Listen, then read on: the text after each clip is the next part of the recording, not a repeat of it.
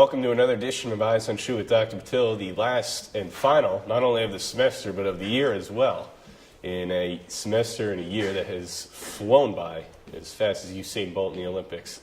I bring in Dr. Petillo now to break it all down, and like any other year, I guess, and this semester particularly, we've been impacted by major stories and major happenings at the university, but nonetheless, it seemed to really fly by. What has made it go so fast for you?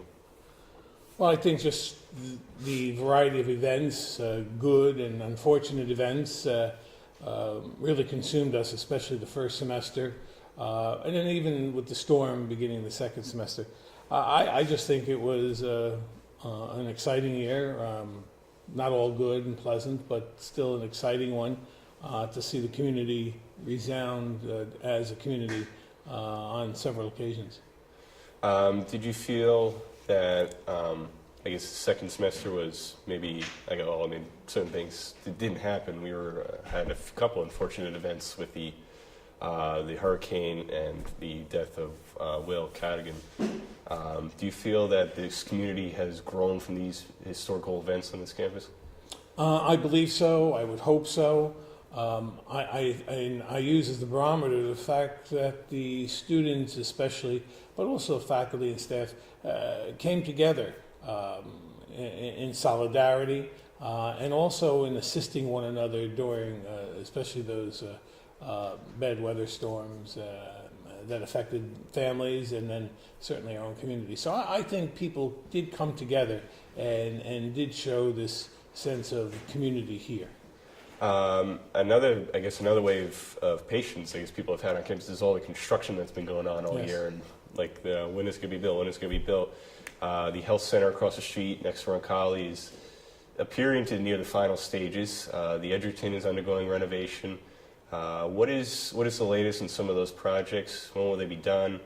And what can we expect from them to open? I believe the Wellness Center and the Edgerton are both anticipated to be completed before the semester begins. The Wellness Center probably sometime in July, maybe earlier. The Edgerton should be done by late August, and that will be a magnificent structure and the way it will transform the entrance to the institution. So those are both on schedule, provide, especially on the Edgerton, provide gathering area out there with an outdoor video wall that we'll use during the year, and that little piazza that is then created there. As you know, we broke ground this week for the new academic building, which will house the business college, and then obviously in there also are the new communication studios and editing rooms, plus additional classrooms, a slew of classrooms, faculty offices, and a large gathering place in an atrium, and I believe there's also a forum at the other side for larger audiences, larger than the Shine can hold. There's also been some signs, I believe, around the UC wing and down the hallway about some changes happening to the corridor down there. What could we be expecting next year? Well, the day after graduation, so on the 20th, Monday the 20th, that whole first floor will be shut down and will not be open to pedestrian traffic there. That entire corridor, length of the corridor and down one side to Holy Lounge will be totally redone in terms of lighting, in terms of ceiling, as well as walls, which will be accentuated with the wood, some of the wood that we see now at the Department of Religious Studies and Philosophy, and the flooring. So we're going to try to move those corridors away from this high school looking effect. And I guess recently there have been some other end-of-the-year traditions with the Campus Life Leadership Awards, Mr. SHU, and the late-night breakfast. How do you feel that these things wrap around the campus life, and what has each one meant to you and the university? Well, I think each of them demonstrate the vitality of the student body, the vitality of what it means to be part of the university community. There's certainly a cross-section between the student awards to Mr. SHU to the other gatherings, different types of people. So it's not that one, no pun intended, shoe fits all. but it is an opportunity for, or opportunities, I should say, for people to express themselves.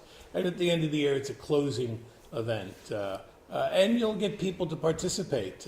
Hey, you even got up and danced, which did astonish many of us. Yeah, I got a little surprising talents after all. With graduation coming up in the next couple weeks, what is your message to the outgoing seniors?